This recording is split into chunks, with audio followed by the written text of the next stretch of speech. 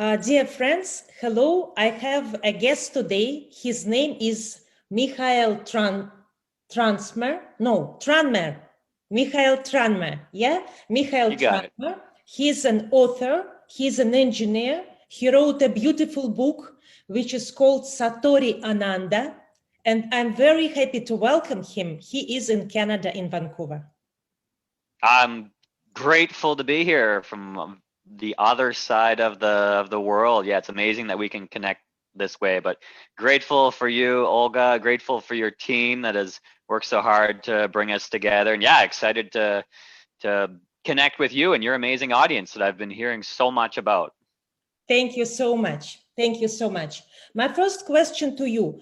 You wrote, Mikhail, you wrote a book, it's called Satori Ananda. And this book you wrote after you divorced. And as I understood, it was a very, very difficult time for you. But somehow this difficult time you used to become stronger and to become different personality.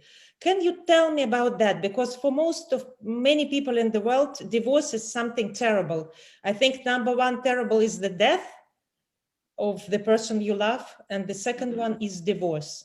How you managed to overcome that, and why you divorced at all? You are such a great guy. I can see that. Well, that's a whole other question, a whole other story. But I think the third question could also be like who cares? So what? Like so many people get divorces. What's your story? What's the big deal? But on top of that, we're all humans. We're all connected, even though we're on other sides of the planet. When people feel pain, it's not really a competition to see whose pain is worse and what makes the better story. But for me, this really was a cracking open of my inner self. I mean, before the divorce, I was this really caged existence. I was an engineer.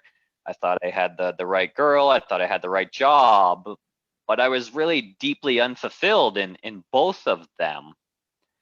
So it eventually turned out that after the marriage ended, I eventually found real gratitude for hitting this rock bottom because after the pain of the breakup, I spent months and months in a lot of pain because my vision is that we were going to be together forever, that we Of were going course. to get the For house. example, in Russia, how I was taught by my grandmother that we should live together and ever and die in one day. This is the ideal picture, how we imagine that. So I understand that there is a lot of pain in that, definitely. Yeah, I love that. But it was in an instant. It was as though our life and our vision and everything was going this way. And then I came home from work one Wednesday night, and she told me she was no longer in love with me. And then that moment, everything sort of evaporated. This whole vision of who I was and who I thought I was going to be and where we were going. I had this blank slate that in that moment was just so full of pain and emotions and feelings that I had never really explored or experienced in my life. And it was that pain that really awakened this new awareness within me to start exploring who I was and start journaling about it. And that's how the book eventually came to be. Michael, I'm very sorry, but was that absolutely unexpected? Did you had a feeling that something was wrong, that already your relations are not perfect, or already maybe she's in love with somebody? Did you have any signs, or it was completely out of the blue? Well, we were in a little bit of a funk. We weren't in a great place for a month or so, but we had been through that before. So I just assumed that time would pass and we would move on. But I write about in the book how I really had this feeling about 6 months earlier, and I had this feeling in my body that something was coming, that something bad was coming, but I didn't think it was going to happen to me. But I had this intuition, but at the time I didn't know how to tap into it. So yeah, it was a surprise when all of a sudden after that Wednesday, the next day I'm going into work and I'm Googling about how to get a divorce. It was so shocking. Do you think you overcome it completely, or no? It was how many years ago that was? A little over 3 years ago, and I don't know if I'd say I'd overcome it. We were together for 12 years and married for 6 years, and there's always when someone's such a big part of your life and you're so connected. I don't, we're always going to be connected, and we still care for each other, and we're still in touch. But yeah, I've definitely learned a lot of lessons and found a lot of gratitude from that. What is your biggest lesson? What did you learn from that? Well, if there was just one, the book would be a lot shorter, but there's a lot of lessons in there. But really, I think it boils down to neither of us really knew ourselves. We were these two incomplete people trying to come together, and we did the best that we could at the time. But I just think it's so important to be so in tune with who you are, what you love to do, what your values are, what you see your life being before you make that commitment with someone. And when you make that commitment with someone, you need to be able to see and commit to them, like you said, for your entire life, to die together. You wrote somewhere that this book was published on the day that it was planned to be your anniversary. What's the meaning of all that? What do you think? Yeah, I can't believe that wasn't exactly on purpose, but it was just quite ironic that it did come out on that same day. And it just goes to show there's been so many synchronicities in my whole journey over the last 3 years. I mean, after the breakup, I spent weeks and weeks walking around the dark, wet streets of Vancouver, journaling, trying to figure out who I was and what all this pain was, and having all these realizations about why the relationship had ended and the lessons that I learned. And with each lesson, I'd get this painful wave of emotions that would hit me. But at the same time, it felt good to get that clarity on why things had been. But my journey kind of continued on. I eventually went and traveled through Central America. But all this time, I was getting clarity on, who am I? Maybe I am more than just an engineer. Maybe I can share all these new thoughts and feelings that I was having. I can be a writer. I can be a speaker. And then that's when the synchronicities started to come through, because I was having this vision, I was having these thoughts, and all of a sudden these people would appear that would help me step into this new world that I was now creating.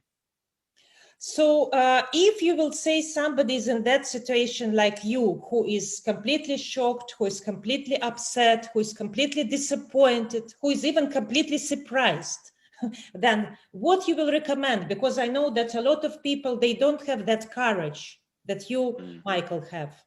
You somehow, you did something. So what you can recommend them, what to do, how to start? Okay, you were mentioning this journaling. Like, just explain, please, what to do to overcome that. Yeah, I think, and there's lots of steps of what to do, but I think in the beginning, I think it's okay just to acknowledge that, take that deep breath and go, wow, this is tragic. This is not what I expected. I feel horrible. I'm hurt. But this is part of life. These emotions and these feelings are part of life. So that is where you are right at that moment. That's the energy that needs to pass for you to evolve to where you're going on next. But just be okay with feeling crappy for a while, and then breathe. And then you have to breathe, and then you just have to breathe and keep going. And then you're going to feel crappy again. It's going to be this up and down, sort of like a wave motion, but breathe. And for me, yes, the journaling helped. As an engineer, I had to get these thoughts out of my head and put them on paper so I could understand what had happened, so I never felt that amount of pain again. And for me, I just had so much going on, and I really wanted to understand it so I can figure out how to move forward. And then as I started getting clarity on these thoughts, I wanted to get more clarity. So I took up meditation, and that really was one of the ways that helped me get these visions of sharing my story and speaking from stage. So it's the commitment to It's the commitment to move on and have that realization that you are going to be able to pick yourself up. It's the clarity on who you are and what you want to do now. But then, yeah, exactly like you said, Olga, once you get this clarity on who you are and where you're going, you need the courage to start moving, pushing through the fear and moving towards living the life of your dreams. Michael, are you ready now for new relationship, or you still think you can be with the same person again? No, well, it's a tough question. You can see by my answer. It's definitely been a journey, because it had been 12 years since I had dated anyone again, and that was back in the mid 2000s. So things have been a little bit different. But yeah, it's definitely been a journey to get back into the dating world, and it's been fun, and I've met some incredible women, and I'm really excited about building a life together and starting a family with someone. And I have this, but I'm really, since I know myself and what I want and where I'm going, what I'm doing, I'm way more clear on who that ideal partner can be for me. So yeah, I'm very excited, but I'm also now super picky. You're super picky, yeah? Mm-hmm. Hmm. Okay, so tell me, please. I know that it's not only about Satori Ananda, that you're giving a lot of speeches to engineers to help them. Why do you think, why do you care that much about young leaders and how you can help them? Because I read some of the feedback from people. They said that you are amazing and that you give a lot of, a lot of help to them. How you're helping them? I helped them because I was them, and I'm doing a TEDx talk this Saturday in Vegas, and I talk all about this in the beginning, where I know what it's like to really struggle for that first decade in the engineering world, in particular, but it applies to so many different types of work. But for me, it was really that caged existence to not be able to fully express ourselves, to not be able to communicate our ideas. And engineers have these beautiful, brilliant minds, but often we get stuck with the communicating them in simple ways to other people and having the strength and courage to do so. So it's because I understand, and this is the life I lived for so long, that I'm so passionate about really creating these other conversations, and it's been really successful in the engineering world to really get engineers to open up with their hearts and connect to each other, which you can imagine is quite the task, but it's so effective. And again, it comes back to what we were talking about at the very beginning, where we're just humans, right? We all have different interests, we all have different skills, but we all feel fear, we all feel pain, we all feel anxiety. If we can just acknowledge that and connect with each other, we're going to empower ourselves to be those stronger leaders. That's great. So actually, you're using your minuses into big pluses. You're using your experience to be stronger, not to be afraid of the fears. And why you're not afraid to talk about that? I know for men, it might be very unusual. Normally it's women speak about how they feel after divorce or something. But I think you are one of the only men in the world who can openly talk about that, and being an engineer. Why you're not afraid to talk to others about that? Well, I am. I have fear just like everyone else, but because I survived that rock bottom, because I survived the most unimaginable thing that could happen to me, that made me feel so much pain, because I have a big heart and it was completely shattered in two. But I survived. I survived that, and not only that, I got stronger and stronger and stronger, and I was able to find that happiness that it really had eluded me for so long. But also, it helped awaken me to these new passions. So not only did I survive, but in some instances, life got better. But because I survived and thrived through that rock bottom, well, I'm a little bit fearless now. I mean, I survived hitting the bottom, so there's nothing, no matter what someone says or things that happen to me, yeah, they hurt in the moment, but I know I can survive, and I know I can help and share how I do it and help empower others to do the same. That is great because it can help, I think, not only engineers, but all other people. But I think, of course, you have a big passion for engineers since you are engineer yourself. What about your work? Did you become better engineer? Oh, absolutely. And it was in the beginning, I just had to shed everything from my old life. So, I mean, I got rid of so much stuff around the home. I got rid of my truck. And then for a while, I had to get out of engineering because I was so passionate about getting into this life coaching and this coaching world, which was such a transformative part of my book. I mean, that's when everything really changed for me when I hired a coach of my own. So I had to explore this, and I went out on my own and did my own business as a coach for a year or so. But now I've come back to engineering, but I have all these new skills. I can write at a higher level. I can communicate and I can speak at a different level. I can sit in the storm and the fury and the craziness of all the stress of projects, but I can sit with this new superpower of being present and being in the moment and really compartmentalizing all the things we need to do so I can help others when they're overwhelmed and in stress. But again, I just bring this real heart-centered approach to help engineers connect and communicate. And it's so valuable because we're all so overwhelmed by all the distractions and responsibilities we have these days. That is very interesting because I think you can be great facilitator for the negotiations, for the projects, for the engineers, for the project management, for many fields. Since you has to, and you overcome this difficult time. I think it's a Yeah, great example yeah, how you and it's can. just about walking into the room and acknowledging you're a human, you have fears, I have fears, we all have lives outside of our work lives. We're here to do a job together. Let's park our egos, which is a huge part of my whole personal journey that I had to do. But let's just connect, let's solve this problem, let's look at each other in the eyes and let's get this done. That's great. As my last question to you, Michael, I want to know, I read a lot of feedback where people said that you are a great speaker and a presenter on the topic how to build network. Okay, you're teaching engineers because you love them that much, but also can you give some tips how to build your network from home when we are in the Zoom world? Yeah, I think the biggest thing, and this was a big switch for me during this whole transformation, this whole evolution. But for me, this first decade of my career, I was all just concerned about myself and myself getting ahead and how I was going to be the leader of this and make more money and all this stuff. It was just all about me. But the switch is if you want to grow your network and still get all these things, you have to elevate and support other people.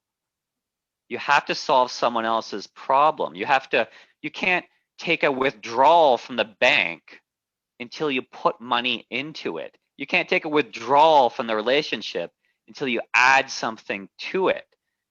So if you're at home and you're trying to build your network and you have all these people you want to connect with, reach out to them and see how you can solve one of their problems. Maybe you have a skill that they could use. Give it to them for free. Give them some of your time for free. Give them some of your resources for free. Put something into the relationship before you try to take anything out of it. I think you're absolutely ready for new life. And I'm sure that you will have a great family because really you packed your ego. And I think it was a big journey for you. You know, now you are such an open person with a lot of love for people, with a lot of generosity. And I think I'll be happy if that tips and advice will help other people to know, because I know a lot of people now, a lot of us are in difficult situation because of pandemia, because of unknown challenges, because of all these masks, sanitizers, hospitals. And I think this knowledge are very, very valuable and important. Yeah, And it's been such a, and for me the biggest challenge during the pandemic has been the isolation.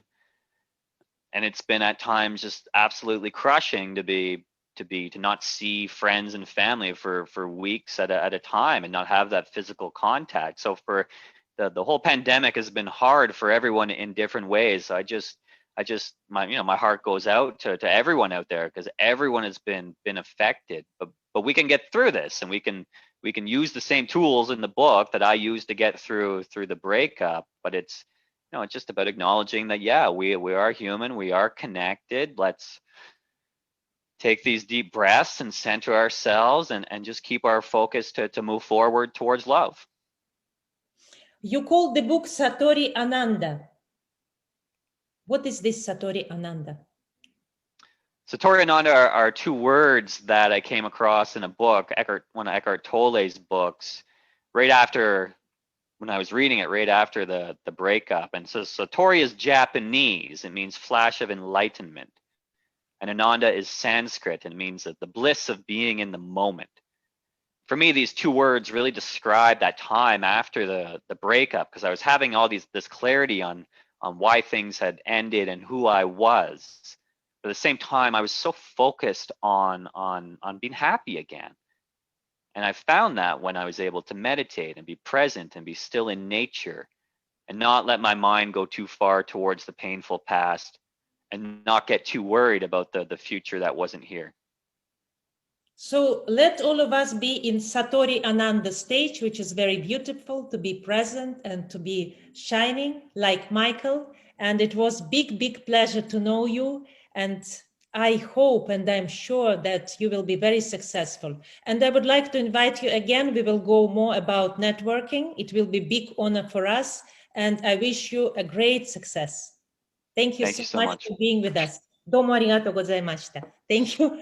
Thank you so much. All the best to you.